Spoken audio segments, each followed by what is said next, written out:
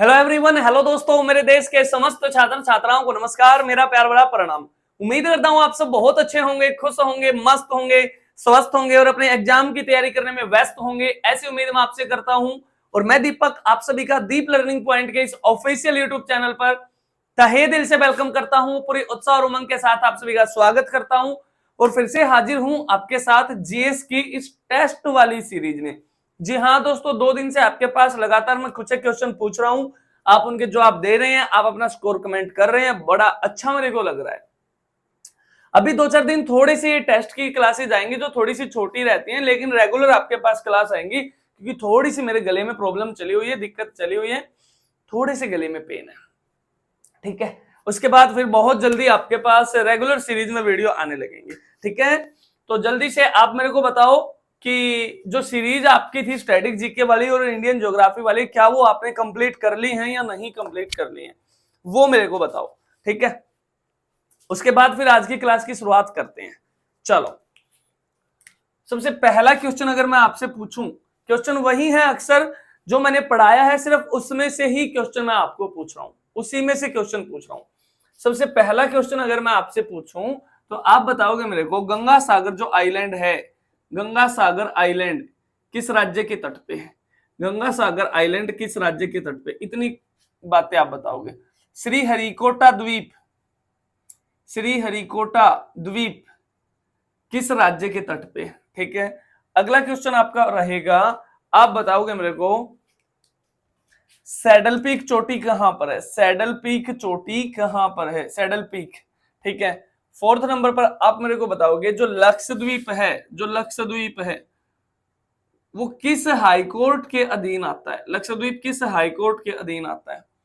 5th question आपका रहने वाला है, आप बताओगे आप बताओगे जो आलिया बेट द्वीप है, आलिया बेट, वो किस राज्य के तट पे है? आलिया बेट द्वीप किस राज्य के तट पे है? 6th क्वेश्चन आपका रहने वाला है, आप बताओगे मेरे को, बड़ा सिंपल सा क्वेश्चन अगर मैं आपसे पूछूं कि प्रोजेक्ट टाइगर कब शुरू किया गया? थोड़ा सा अगर मैं इससे बाहर का पूछूं तो प्रोजेक्ट टाइगर कब शुरू किया गया? नेक्स्ट क्वेश्चन आपका रहने वाला है, वाइल्ड लाइफ प्रोटेक्शन एक्ट कब भारत में आया? वाइल्ड लाइफ प्रोटेक्शन एक्ट, वन्य जीव संरक्षण अधिनियम कब लागू किया गया, कब आया?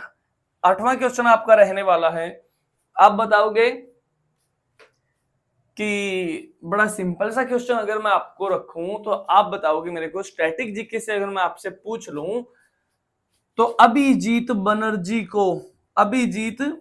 को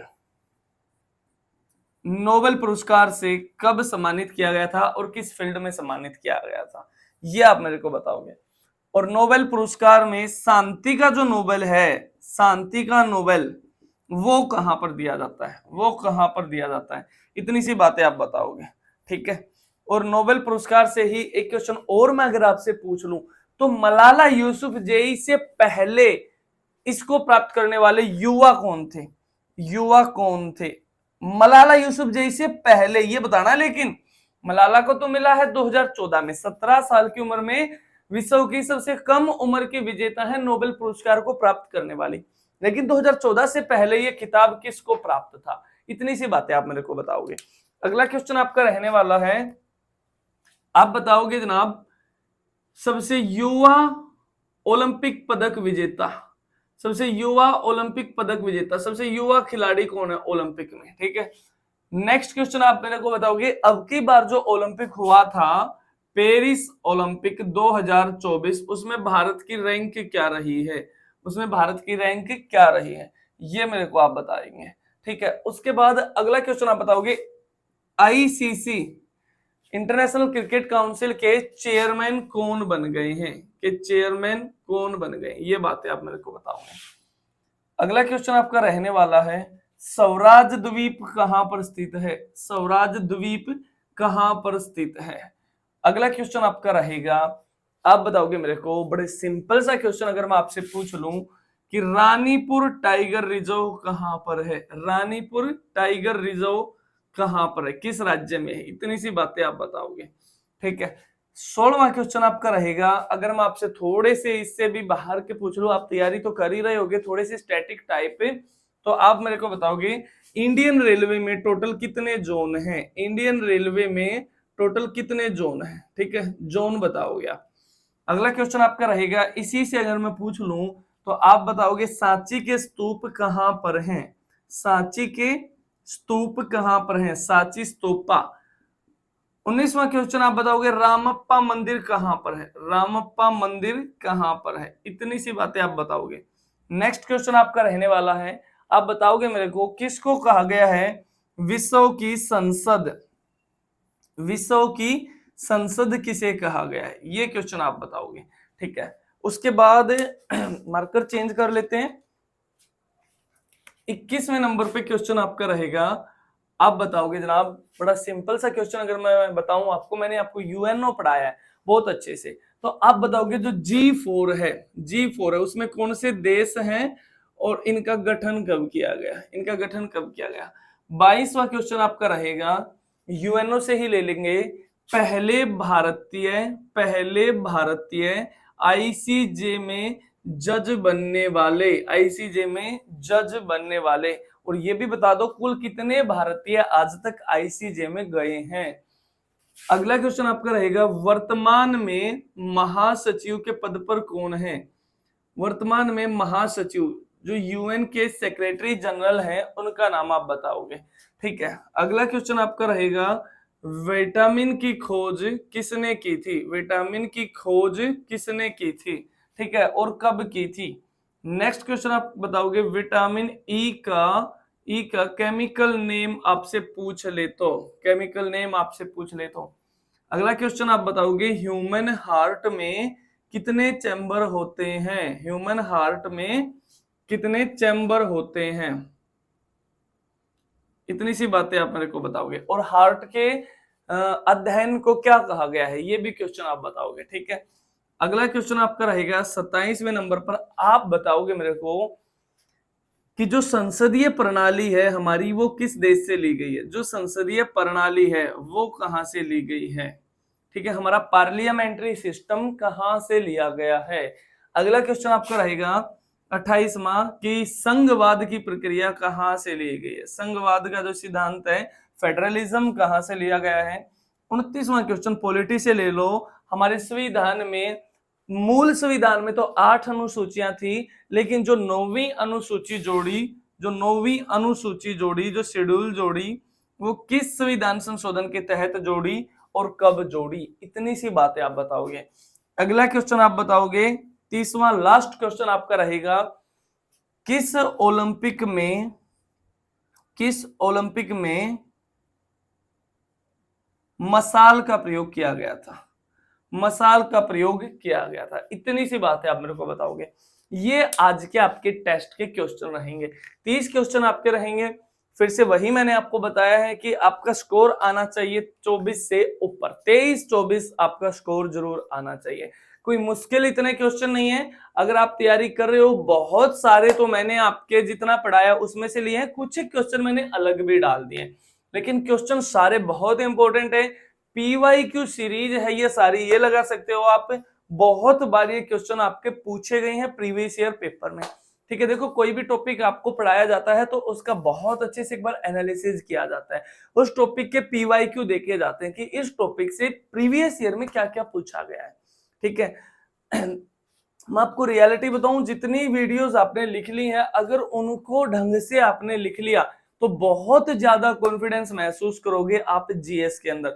मैं रियलिटी आपको बता रहा हूं, आप स्टैटिक जीके को लिखो, एक एक वीडियो को लिखो, लेकिन ये बात मानो आप मेरी, साथ के साथ ना लिखते चलो, ठीक है। बहुत अच्छे अच्छे नोट्स बनाओ अपने, ऐसे ही आप ज्योग्राफी के नोट्स बनाओ, और साथ में ये वीडियो जो आपके पास आई है 34-35 जितने भी मिसलेनियस प्रैक्टिस की आई है, ये बिल्कुल मत लिखो, चाहे इनको सिर्फ आप देख सकते हो, एक बार संडे में 2 देख ली, 3 देख ली, या रोजाना की 1 देख ली, इनको सिर्फ आप देख सकते हो। उससे क्या होगा, आप जल्दी जल्दी उन क्वेश्चन को रिकैप्चुलेट कर पाएंगे, आप बता पाएंगे कि हाँ ये ठीक है, आपको वो क्वेश्चन है ना याद आ जाएंगे सिर्फ देखने से। तो लिखनी सिर्फ 2 वाली प्लेलिस्ट है, एक स्टैटिक जीके की और एक आपकी इंडियन ज्योग्राफी की, ठीक है। तो आज के आपके क्वेश्चन ये रहेंगे, जल्दी से ऑनेस्टली आप अपना स्कोर कमेंट करेंगे कि हाँ सर मेरे 30 में से इतने आए हैं, मेरे 30 में से इतने मार्क्स आए हैं। ठीक है, चलो आज की बातें यहीं तक रखते हैं, बाकी बातें कल करेंगे और सेम टाइम सेम जगह अगले दिन। तब तक के लिए खुश रहो, मस्त रहो, स्वस्थ रहो, अपना ख्याल रखो और अपने घर वालों का ख्याल जरूर रखो। उनके पास बैठा करो, अपने माँ बाप के पास बैठा करो रोजाना। मैं कहता हूं आपसे भाई साहब कि 24 घंटे होते हैं ना, तो 24 मिनट बैठो उनके पास, 24 मिनट तो बैठ ही लो मिनिमम। बहुत सारे घरों में मैं देखता हूँ बहुत सारे बच्चे ना बैठते नहीं है माँ बाप के पास, उनके पास जरूर बैठा करो। 12 मिनट चाहे आप सुबह बैठ लो उनके साथ, मौज मस्ती से आराम से उनके मन तन की पूछ लो, और 12 मिनट आप शाम को बैठ जाओ उनके पास। तुम्हें देखो एक अलग ही पॉजिटिव वाइब्स महसूस होगी, उनके चेहरे पर एक अलग ही मुस्कान तुम्हें दिखेगी, तैयारी के प्रति एक जुनून आ जाएगा।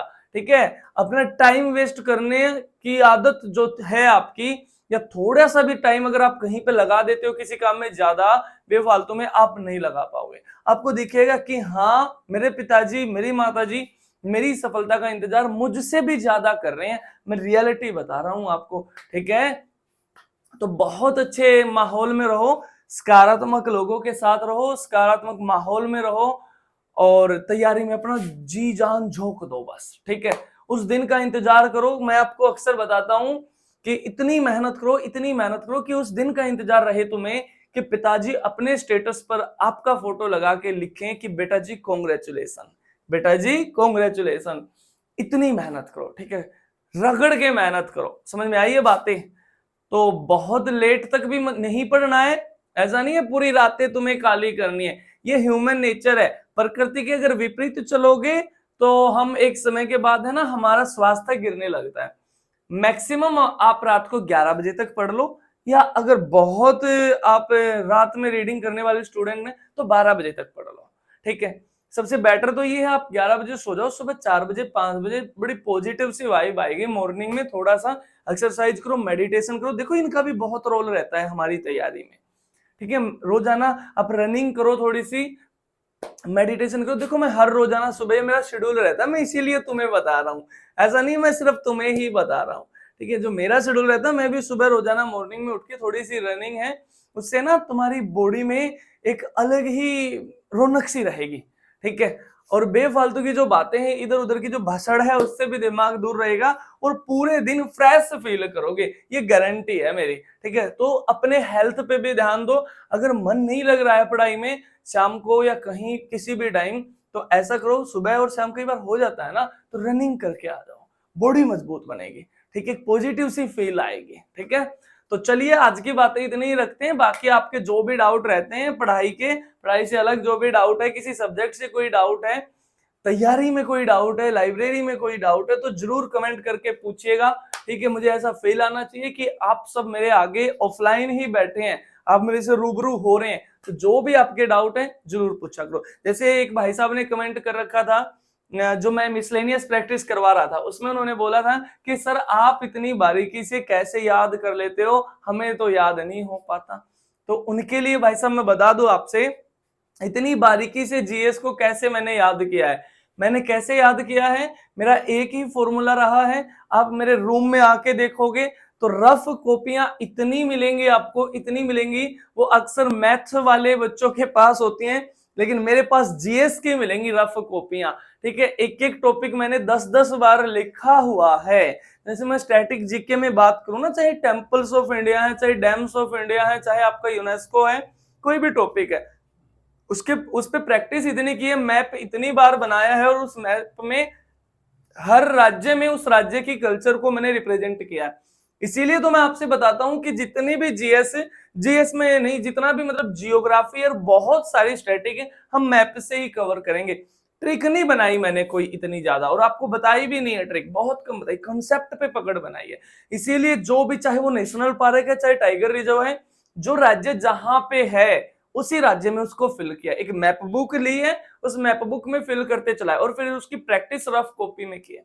और वही गलती बच्चे अक्सर करते हैं, सिर्फ फेयर कॉपी में एक बार लिखते हैं और उस फेयर कॉपी से ही पढ़ते रहते हैं। ऐसे नहीं पढ़ना जनाब, आपको रफ कॉपी साथ में लेके पढ़ना है, आपको रफ कॉपी साथ में लेकर पढ़ना है। देखो मेहनत तो करनी पड़ेगी आपको, तब जाके बात बनेगी। ठीक है, ऐसे ही नहीं सफलता मिल जाएगी आपको। भाई आप खुद से सोचो, आप गवर्नमेंट जॉब की तैयारी कर रहे हो ना, तो सरकार आपको हर महीने 50,000 रुपए तभी तो देगी जब आप में कुछ एडवांस होगा, कुछ अलग प्रतिभा आपके अंदर होगी, तभी तो आपको सरकार कुछ 50,000 रुपए देगी ना। लगने का मतलब क्या है कि आपकी सैलरी फिक्स हो गई हर महीने की, हर 30वें दिन 40 से 50,000 रुपए तुम्हें मिलेंगे, साथ में बहुत सारा सम्मान, बहुत सारी रिस्पेक्ट, वैल्यू, एक बहुत अच्छा पद, ओहदा, बहुत सारी चीजें मिलेंगी सोसाइटी में, एक अलग ही रिस्पेक्ट आपकी हो जाएगी, बहुत सारी चीजें। और साथ में कुछ है कि जो आपकी फैसिलिटी है ना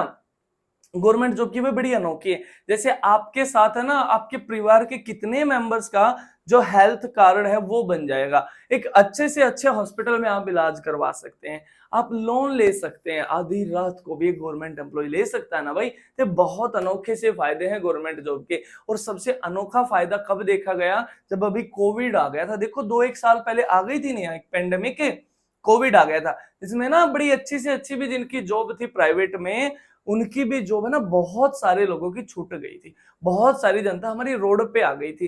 लेकिन गवर्नमेंट जॉब में तो ऐसा बिल्कुल नहीं हुआ, आपकी सैलरी कुछ नहीं कटी, एक महीने की भी सैलरी नहीं कटी, हालांकि लेट हो गई होगी लेकिन कटी नहीं है बिल्कुल भी। और इवन बहुत सारे गवर्नमेंट एम्प्लॉय तो कोविड में ऑफिस भी बहुत कम गए हैं और फिर भी सैलरी टाइम पे आई। तो ये बहुत सारे अनोखे फायदे हैं, मिडिल क्लास फैमिली के लिए बहुत मैटर करती है गवर्नमेंट जॉब। तो बहुत अच्छे से तैयारी करो, ठीक है। तो चलिए आज की बातें फिर यहीं तक रखते हैं, बाकी बातें अगली क्लास में करेंगे। तब तक के लिए खुश रहो, पहला रूल तो यही है कि खुश रहा करो, ठीक है, क्योंकि जिसकी मस्ती जिंदा है उसकी हस्ती जिंदा है, अदरवाइज वो इंसान इस दुनिया में जबरदस्ती जिंदा है। तो खुश रहो, मस्त रहो, स्वस्थ रहो, अपना ख्याल रखो, अपने घर वालों का ख्याल रखो। जय हिंद, जय भारत, वंदे मातरम।